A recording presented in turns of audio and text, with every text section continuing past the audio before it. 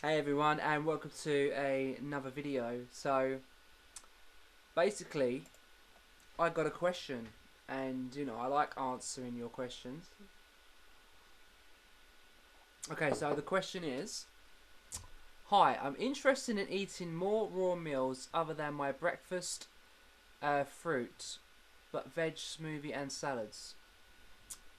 I was wondering, how do people afford to eat all raw?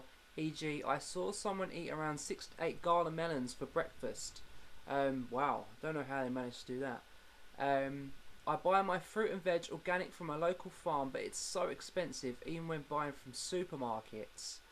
Okay, so from what I can make out, you basically are looking for an answer to your problem, which is, how do you survive on a budget eating fruits and vegetables? So, in my experience, I've learned quite a lot of different ways that you can survive on a budget, and I've jotted them down just so that I could um, remind myself of all the different ways, because I do it subconsciously now. So anyway, yes, the diet can be expensive if you're not looking in the right places or you're not doing the right things. Um, Unfortunately, the way the world is at the minute, it's much cheaper to go out and buy a bag of donuts than it is to go and buy a bag of bananas. Um, it's crazy, but it's only because we voted with our food in the very beginning. So the more people who are buying donuts, supply and demand makes that cheaper. The more people who eat bananas, I think you know what the answer is. It's going to be cheaper. So the more people we get onto this lifestyle, the cheaper it's going to be for everybody. So let's get down to the nitty gritty. So one of my tips would be like to go to the discounted section in the supermarkets and also at the farmers markets and all that, because they have like these food standards that say, oh, this is out of date, this is going bad, so they have to put it in this reduced section. But to people who are in the know, like most people I know think when there's spots on bananas, it's got to be chucked away. It's mouldy. No, it's ripe. So go to these sections, see what fruit and veg they've got there. I mean, I actually found whole bunches of bananas for 20p, which is, I think that's about like 45 cents or something in America. Don't know what the conversion is. That's crazy. And there was probably about 7 to 8 bananas in each pack. So, and I actually bought the whole lot. There was 10 bunches. So, that was such a cheap buy. And I think, just keep your eye out for some good bargains, because everyone's going to be out there trying to do the same sooner or later. The second thing I'd recommend is buying wholesale. Find a good wholesalers, because obviously not everyone has different prices. So instead of going to the supermarket, go direct to the actual supplier. I didn't actually know any wholesalers when I first joined this lifestyle, so I had to go onto Facebook and find some groups and ask some people where do they get their fruit and veg. So that's what I recommend to you. There's thousands of groups out there now dedicated to the vegan movement, and eating fruits and vegetables. Just go on there and look online for some forums as well on how people are getting on with eating fruits and vegetables, even if you have to look into vegetarian ones, because they still eat fruits and vegetables too. Okay, so the next tip would be farmers markets. Now, we actually have in the UK like weekly markets. You normally get two markets a week, and they sell fruit there, and it's normally half the price. The only thing I noticed with that is the used by date is not very good. So you have to kind of eat that fruit pretty quick, or you can obviously store that in the freezer. The next thing is to go to a potluck. Now, it's a great way to experience different tastes of fruit as well, and you know, all you have to do is take a few items yourself. Um, Try not to be stingy and just take one banana. Yeah, and then you get to experience a taste of everything at just the cost of the items that you've taken. So, you know, let's hope that somebody's taken some durian. Um, so yeah, you know, one of my top tips actually, while we're on the subject, is growing your own food. I talk about this all the time. I live in the UK. It's not a tropical climate. However, I do grow my own food. I grow fruit, I grow vegetables, and soon I'm going to make some videos to show you how everything's going on.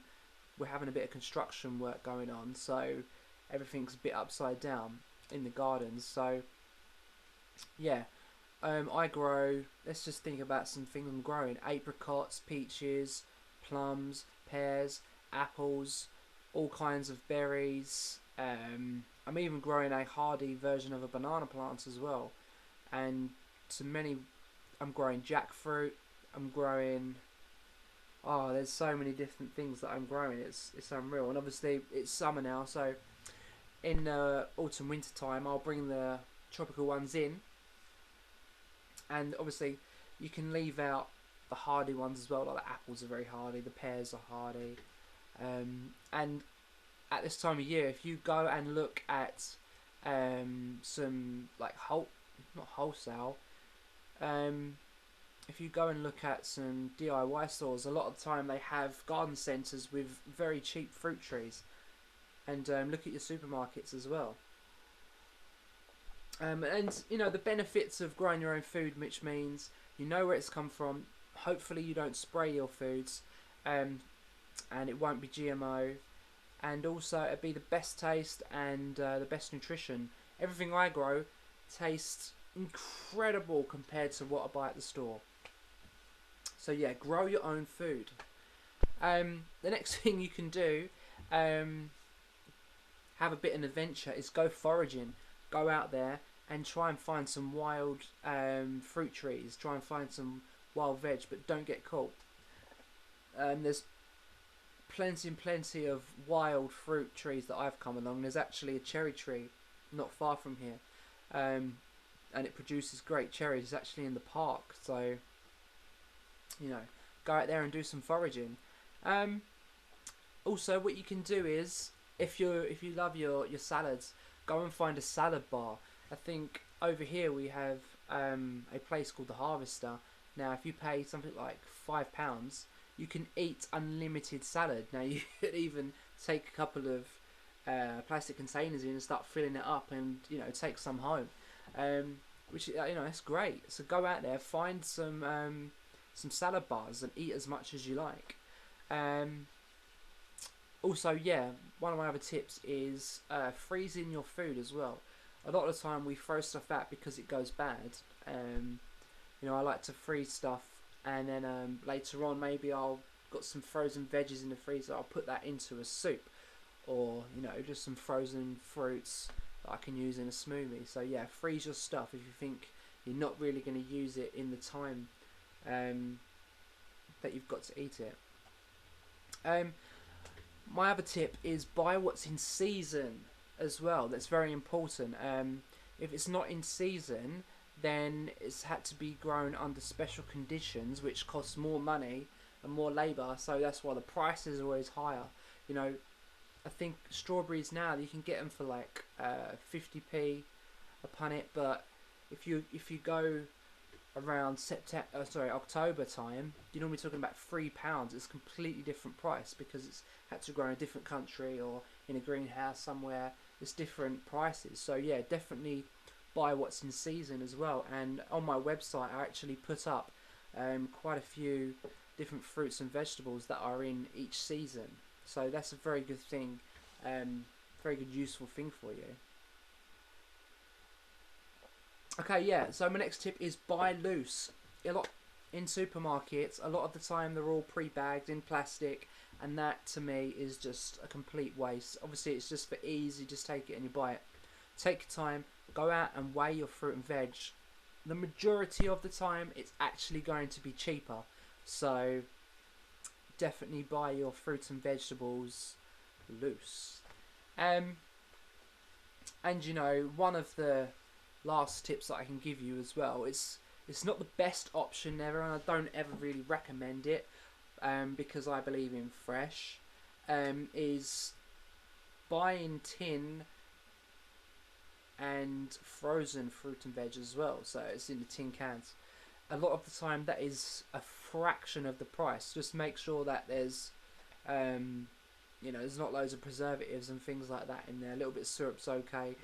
But yeah, you know, if you're really on a real tight budget, that's what I would do. Go and buy the stuff in tins, and you can save a lot of money. But just remember that fresh is best, but do the best you can. So they're my main tips. Now, there is actually something else as well that is kind of an aspect of all of this. So the problem is you're on a budget. Well, you've got to look at why you're on a budget. So, you know, find alternative ways to make extra cash if you have to.